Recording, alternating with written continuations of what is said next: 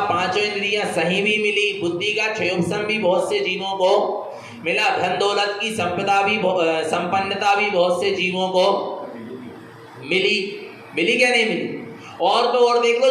अब चलो और यहाँ ला, जैन धर्म में भी, जैन समाज में भी बहुत से लोगों ने क्या ले लिया, जन्म ले, पर अपना जन्म तारण पंथ में क्यों हुआ? मोक्ष मार्ग के विचार करना। हाँ, बहुत बढ़िया। तारण तरण देव की आमनाय में भावलिंगी वीतरागी निर्गंध साधु तारण तरण गुरुदेव की शरण में जन्म क्यों हुआ? इसलिए हुआ इस शुद्ध तारण पंथ में जन्म कि हमने पूर्व में गुरु महाराज के प्रति श्रद्धा समर्पित की थी कि गुरुदेव आपके निमित्त से हमारा मोक्ष का मार्ग बने, आप हमें मोक्ष का मार्ग प्रदर्शित करें, हमें मार्गदर्शन दें। ऐसी हमने श्रद्धा क्या करी थी, समर्पित करी थी। आत्म कल्याण की भावना से, सम्यक संयम की भावना से हमने सदगुरु के प्रति क्या करी है? आज से 500 वर्ष पहले तारण गुरु के प्रति श्रद्धा समर्पित करिए। तब तो हमारा जन्म क्या हुआ? तारण पंथ में हुआ, सदगुरु तारण तरण देव की शरण में हुआ, भावलिंगी निर्गन वीतरागी साधु की शरण में हुआ। नहीं तो इधर उधर हो जाता। एक तो गुरु महाराज के प्रति श्रद्धा समर्पित करी, दूसरी बात शुद्ध आत्म कल्याण की शुद्ध भावना अपने अंदर में थी। वो शुद्ध आत्म कल्याण की शुद्ध भावना को लेकर ही आपने यहाँ जन्म लिया। मिलाई अब जीव अपनी भावनाओं को क्या हो जाए? भूल जाए। आ रहा नहीं आ रहा? ये तो देखो बहुत से लोगों को सब कुछ मिला है, पर आत्म कल्याण का मार्ग मिल रहा है क्या? मोक्ष का मार्ग मिल रहा है क्या? सम्यक दर्शन ज्ञान चारित्र का शुद्ध मार्ग मिल रहा है क्या? बोलो, नहीं मिल रहा।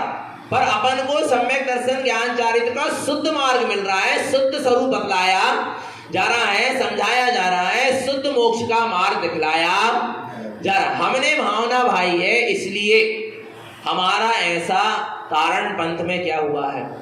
जन्म हुआ। तो सदगुरु की उपासना आवश्यक है, क्योंकि सदगुरु के बिना ज्ञान होने वाला, सदगुरु वो होता है, पता कौन होता है? जिसका जीवन प्रमाणित होता है। जिसका जीवन क्या होता है? प्रमाणित होता है। जिसका जीवन एक दर्पण के समान होता है, स्वच्छ दर्पण के समान। किसके कौन से दर्पण के समान? सहज जीवन। अभी हम सूत्र लिख के आए सुबह। सहज जीवन, हृदय की स्वच्छता, स्वच्छ हृदय। जीवन कैसा होता है? कैसा होना चाहिए? सहज होना चाहिए, हृदय स्वच्छ होना चाहिए, मन शांत होना चाहिए और चित्त निश्चल होना चाहिए। चित्त में छल नहीं होना चाहिए। तब आप साधु पुरुष हो, तब आप महान पुरुष हो, संत पुरुष हो।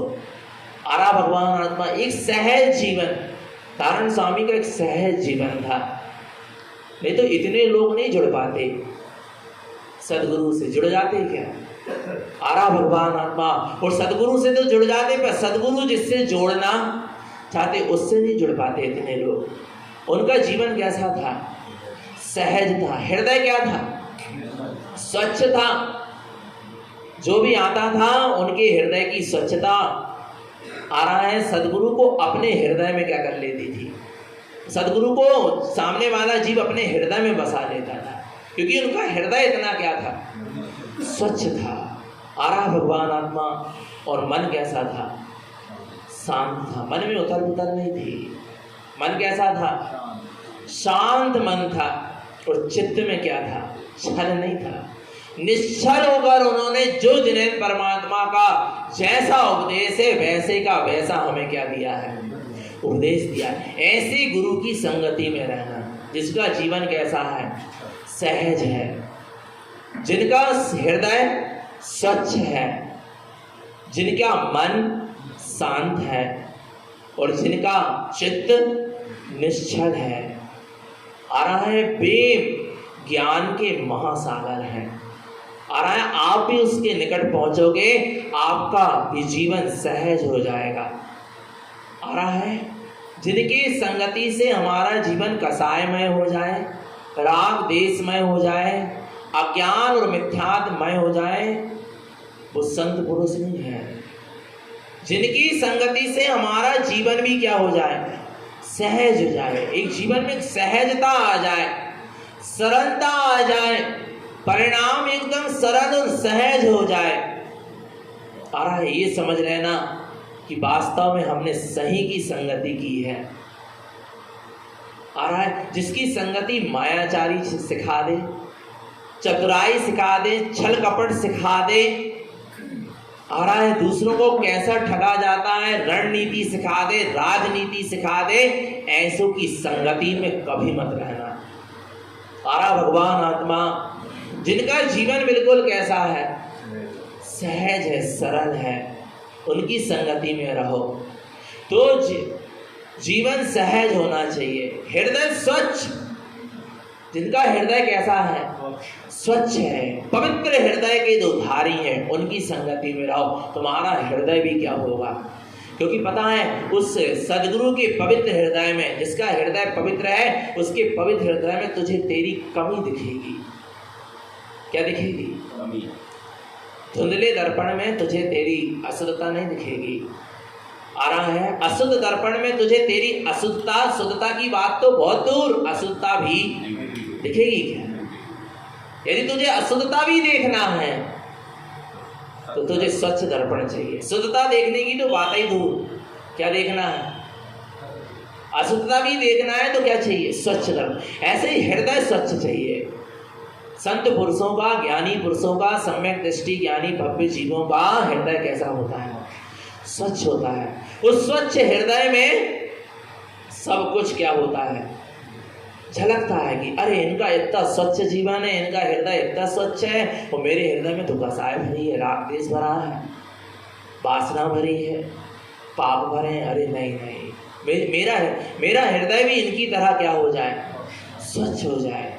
आ रहा है, अशुद्धता दूर होगी, तुम्हारा हृदय भी स्वच्छ होगा, पवित्र होगा। पर जिसका हृदय क्या होगा, स्वच्छ होगा, उसकी संगति में तुम्हें क्या करना पड़ेगा, रहना पड़ेगा। आ रहा भगवान आत्मा। और ऐसे हमारे सदगुरु थे। कौन? तारण तरण देव। ऐसे ही होते हैं सदगुरु। कोई बिरला मिलेगा ऐसा जीव इस पंचम काल में, जिसका जीवन सहज हो और जिसका हृदय स्वच्छ हो। स्वच्छ हृदय वाला जीव बिरला मिलेगा। आ रहा भगवान आत्मा। आगे मन कैसा हो, शांत हो। मन कैसा हो, शांत हो। आ रहा है, आप देखना, मन जहां शांत होता है, जिसका मन शांत होता है, शांत मन वाले व्यक्ति के पास जाकर आप बैठ जाओ, आपका मन भी क्या हो जाएगा, शांत हो जाएगा। और जिसके मन में क्या मची है, उथल पुथल मची है, क्लेश मचा है, आकुलता मची है, बेमनस्ता मची है, उसके निकट जाके बैठो, उसकी संगति में जाओ। वो कुछ नहीं भी कहेगा तो भी आपका मन शांत नहीं हो पाएगा। जिसके मनों में नाना प्रकार की लहरें क्या हो रही हैं, चल रही हैं। अरे लहर से लहर शांत नहीं होगी, होगी क्या? बोलो। आपके मन में तो अशांति है ही, और आप जिसकी संगति कर रहे हैं उसके मन में भी क्या है, अशांति है। उसके तुम्हारे मन में तो लहर चली रही थी आकुलता व्याकुलता की, आ रहा नहीं आ रहा भगवान आत्मा। और सामने वाला जिसके मन में स्वयं आकुलता व्याकुलता की क्या चल रही है, लहर चल रही, उसकी संगति में जाओगे तो लहर लहर से मिलेगी, तो लहर क्या हो जाएगी, और बढ़ जाएगी, बाढ़ सी आ जाएगी। आ रहा नहीं आ रहा भगवान। मन कैसा होना चाहिए, और जिसका मन शांत है उसकी संगति में जाके बैठो, आपका मन भी क्या होगा, शांत होगा। और आपको एक निर्णय मिलेगा। क्या मिलेगा? निर्णय किससे मिलेगा? निर्णय किससे मिलेगा? जिसका मन शांत होगा। और उसके पास जाकर तेरा मन भी फिर क्या होगा, शांत होगा। फिर तुझे क्या मिलेगा? जिसके मन में उथल पुथल मची है, आकुलता व्याकुलता संकल्प विकल्प मचे हैं, नाना प्रकार के विकल्पों की लहर जिसके भीतर में चल रही है, वो कैसे निर्णय कर पाएगा? और निर्णय कर लेगा ऐसी उथल पुथल के बीच में, तो उसका निर्णय सम्यक निर्णय नहीं हो पाएगा, विपरीत निर्णय हो जाएगा। कौन सा निर्णय हो जाएगा? विपरीत निर्णय होगा। आ रहा नहीं आ रहा भगवान आत्मा समझ में? इसलिए शांत मन से जो निर्णय होता है वो यथार्थ निर्णय होगा, सम्यक निर्णय होगा। आ रहा नहीं आ रहा भगवान आत्मा? कोई भी निर्णय के लिए थोड़ा समय चाहिए। जब तक तुम्हारा मन शांत ना हो जाए तब तक किसी भी निर्णय को स्वीकार नहीं करना। आ रहा भगवान आत्मा? तो जिसका मन शांत है उसकी संगति करोगे तो आपका मन भी क्या होगा? नियम से शांत होगा। और जहां नियम से आपका मन भी शांत होगा फिर आपको एक सही निर्णय मिलेगा, एक यथार्थ निर्णय मिलेगा। आ रहा नहीं आ रहा भगवान आत्मा? क्योंकि कर्म की धारा आती है, सबके जीवन में आती है, कर्म की लहर बहुत तेज आती है, और उस कर्म की लहर के बीच में अपन क्या चाहते हैं कि जल्दी से इसका समाधान, जल्दबाजी नहीं करना। तो जब तक मन क्या ना हो जाए, अशांत मन से लिया गया निर्णय आपको बहुत बड़ा धोखा दे देगा। आ रहा है? आपके ही अशांत मन से किया गया निर्णय। आ रहा भगवान आत्मा? इसलिए थोड़ा सा मन कैसा होना चाहिए, जब तक मन शांत ना हो जाए, और जब मन शांत हो तो एक सम्यक निर्णय अपने आप आपके सामने आकर खड़ा हो जाएगा। आ रहा भगवान आत्मा? तो मन कैसा होना चाहिए? शांत होना चाहिए, और चित्त निश्चल होना चाहिए। चित्त समझ में आ रहा है? अंदर का जो चित्त है अपना, उसमें छल नहीं होना चाहिए। वो कैसा होना चाहिए? निश्चल होना चाहिए। तब आप पूरी दुनिया को जीत पाओगे, आप हर कर्म धारा को जीत पाओगे। आ रहा नहीं आ रहा भगवान? आपका चित्त कैसा होना चाहिए? निश्चल होना चाहिए। जिसका चित्त निश्चल होता है वो निर्भय होता है। क्या होता है? निर्भय होता है। और जिसके चित्त में क्या होगा? छल होगा, कपट होगा, माया होगी। आ रहा है भगवान आत्मा? उसका वो निर्भय नहीं होगा, वो डरता ही रहेगा, उसको भय बना ही रहेगा। क्योंकि बाहर में कुछ दिख रहा है पर आ रहा है, पर अंदर में चित्त में क्या छुपा है? छल छुपा है। आ रहा नहीं आ रहा? ऐसा जीव हमेशा क्या करेगा? भयभीत रहेगा, डरता रहेगा, और उस छल से बचने के लिए नाना प्रकार के प्रपंच रचेगा। आ रहा है? और पर का अवलंबन लेगा। पर का अवलंबन कौन लेता है? जिसकी अपने आप में दम नहीं होती। और दम किसमें नहीं होती? जो निश्चल नहीं होता, जो छल कपटी होता है, माया भी होता है, उसको पर की क्या जरूरत पड़ती है। आ रहा है? वो पर के द्वारा, प्रपंच के द्वारा फिर क्या करता है? अपने छल को ढांकना चाहता है। और जिसका चित्त निश्चल होता है, जिसके चित्त में कोई छल नहीं होता, वो निर्भय होता, निडर होता, अकेला भी जीता है, और अकेले ही हर चुनौती को स्वीकार कर लेता है। ऐसे होते हैं सम्यक दृष्टि ज्ञानी महापुरुष। जितने भी कर्म के उदय ज्ञानी जीवों के जीवन में आए, उन्होंने अपने चित्त की निश्चलता से उनको जीता है। आ रहा भगवान आत्मा? निर्भय होकर, निडर होकर चले हैं, डर कर नहीं चले। डर पंखों का मार्ग नहीं है, डर के चलने वाला मार्ग नहीं है मोक्ष का मार्ग। काय का मार्ग है? डट के चलने वाला मार्ग है। और डट के वही चल पाएगा जिसका जीवन सहज होगा, जिसका हृदय स्वच्छ होगा, जिसका मन शांत होगा, और जिसका चित्त निश्चल होगा। समझ लेना भगवान आत्मा, ये चार चीज वास्तव में अपने जीवन में होना, ये अभी हमारे जीवन में एक तो एक सिर्फ चिंता ना आया सुबह, तो आप लोग को क्या कर दिया? हमने सुना दिया। आ रहा नहीं आ रहा भगवान? ऐसा जीवन बनाना, लिख के रख लिया हमने अपनी डायरी में और दिमाग में कि हमारा जीवन अब ऐसा बन जाना चाहिए, सहज बन जाना चाहिए। बहुत कमी है हमारे जीवन में भी। आ रहा भगवान आत्मा? हमारा हृदय भी कैसा हो जाए? स्वच्छ हो जाए। और क्योंकि अंदर से आई ये चीज, इसलिए लिखने में आई, और एक बिठाना है दिमाग में कि हमको अपना जीवन ऐसा बनाना है। मन शांत होना चाहिए, और चित्त निश्चल होना। जिस दिन ये 4 चीज हमारे जीवन में आएगी, हम आगे बढ़ेंगे, हम आगे के पद आदि लेंगे, आगे का संयम आदि लेंगे। आ रहा है। और जब तक हमारे जीवन में ये चीजें नहीं आएंगी, हम जहां हैं वहीं रहेंगे, पर नीचे नहीं जाएंगे। आ रहा भगवान आत्मा। पर समझना, पहले जीवन में एक आदर्शता तो बनो, स्वयं के लिए तो आदर्श बन के चलो। जीव स्वयं के लिए भी आदर्श नहीं बन पा रहा है। विचार करो, अंदर में अपने आप को खोजो कि क्या हम अपने आप के लिए भी आदर्श हैं। लगेगा बहुत कमी दिखेगी अपने अंदर में कि हम अपने आप के लिए भी क्या नहीं बन पा रहे। जो अपने आप के लिए भी आदर्श नहीं बन पाएगा, मन में इतनी खोट है, परिणामों में इतनी विकृति है, विकार पड़े हैं। बोलो ना, आप अपने लिए ही क्या नहीं बन पा रहे, आदर्श नहीं बन पा रहे, तो दूसरों के लिए आप क्या आदर्श बनोगे। आ रहा नहीं आ रहा। पहले स्वयं के लिए हम क्या बने, आदर्श बने। आ रहा है। फिर जगत के लिए हम क्या बनेंगे, आदर्श बनेंगे। सम्यक आदर्श जीवन होना चाहिए। आ रहा है। जीवों को हमसे एक सम्यक प्रेरणा मिले। क्या मिले, सम्यक प्रेरणा। रावण से भी तो प्रेरणा मिली दुनिया को, और राम से भी प्रेरणा मिली। प्रेरणा बस नहीं मिले, सम्यक प्रेरणा मिले, एक सच्ची प्रेरणा मिले।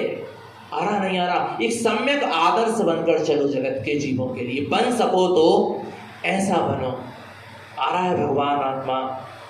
जीवों के लिए आपके लिए सामने वाले के हृदय में जो स्थान है, वो ही उसके बाहर में दिखे, वो ही उसके वचनों में दिखे, वो ही उसकी दृष्टि में दिखे। जब तुम आदर्श पुरुष हो।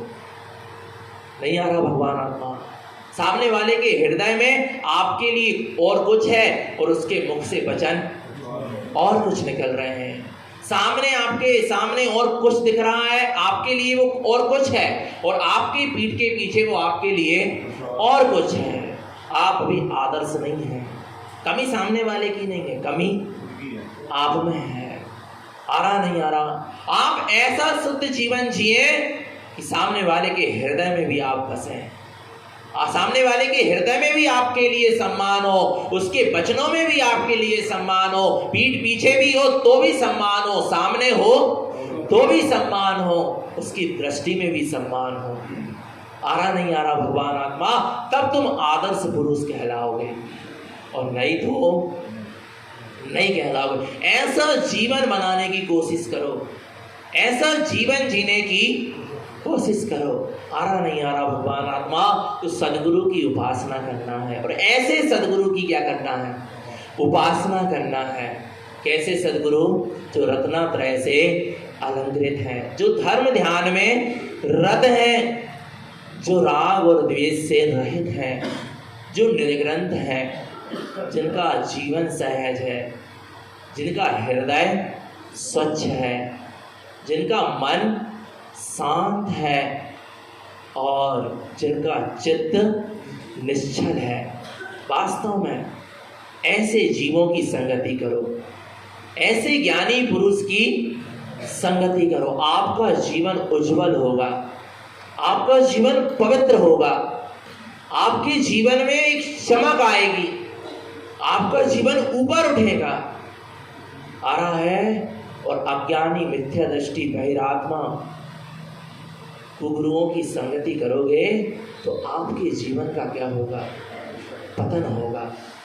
आ रहा है भगवान आत्मा। इसलिए सदगुरु की उपासना का अर्थ ये कि सदगुरु की संगति करो, और सदगुरु जिस मार्ग पर चल रहे हैं उस मार्ग पर चलने का पुरुषार्थ जगाओ अपने अंदर। ये सदगुरु की उपासना हुई। आगे चलते हैं। शास्त्र स्वाध्याय कौन सा आवश्यक, शास्त्र स्वाध्याय क्या है। स्वाध्याय शुद्ध ध्रुवं चिन्ते शुद्ध तत्व प्रकाशकं शुद्ध संपूर्ण दिष्टं च ज्ञानमयं सार्धं ध्रुवं। स्वाध्याय ध्रुव शुद्ध ध्रुवं चिन्ते। आप 4 प्रकार के अनियोग का, शास्त्रों का क्या करते हैं, स्वाध्याय करते हैं। पर उस स्वाध्याय के साथ स्वाध्याय ध्रुवम चिंते, स्वाध्याय कब होगा, जब आप अपने शुद्ध ध्रुव स्वभाव का चिंतन करेंगे। पढ़े गुने मूड न रहे, सुने गुने मूड न रहे, सूत्र दिए गुरु महाराज ने। पढ़े मूड न रहे नहीं लिखा, पढ़े गुने मूड न रहे। पढ़ो फिर उसको क्या करो, गुनो, तब तुम मूड नहीं रहोगे। पढ़ पढ़ के ढेर लगाओगे और उसको गुनोगे नहीं तो मूड के मूड रहोगे। सुने गुने मूड ना रहे, सुनो और फिर उसको क्या करो, गुनो। शास्त्र में जो कुछ पढ़ा है, सत्शास्त्रों में जो कुछ पढ़ा है, सत्शास्त्रों से जो कुछ सुना है, उसको क्या करो, गुनो, मूड ना रहे। फिर आप क्या नहीं रह सकते, मूड। वो पढ़े और गुना नहीं, उसका चिंतन नहीं किया तो आप मूड के मूड रहोगे। पढ़ो सुआ बिलाव लियो, बस ऐसी ही दशा हो जाएगी। इसलिए भगवान आत्मा करना क्या है, स्वाध्याय शुद्ध ध्रुवम चिंते, अपने शुद्ध ध्रुव स्वभाव का जहाँ चिंतन है वहाँ स्वाध्याय है। यदि आपके दिन भर में प्रति समय अपने शुद्ध ध्रुव स्वभाव का क्या चल रहा है, चिंतन चल रहा है कि मैं शुद्ध हूँ, ध्रुव हूँ, शाश्वत हूँ, अखंड हूँ, अविनाशी हूँ, अपने आप में परिपूर्ण ज्ञान स्वरूपी हूँ, जाननहार हूँ, अपने आप में निर्मल हूँ, पवित्र हूँ, ऐसा चिंतन क्या हो रहा है, चल रहा है, तो आपका स्वाध्याय चल रहा है। इससे क्या होगा, इससे क्या होगा, पढ़ने से नहीं होगा, सुनने से नहीं होगा, उसका चिंतन करने से क्या होगा, शुद्ध तत्व प्रकाशकम, तुम्हारा शुद्ध प्रकाशमान तत्व तुम्हारे अनुभव में आ जाएगा, तुम्हारे ज्ञान में आ जाएगा, वैसे नहीं आएगा।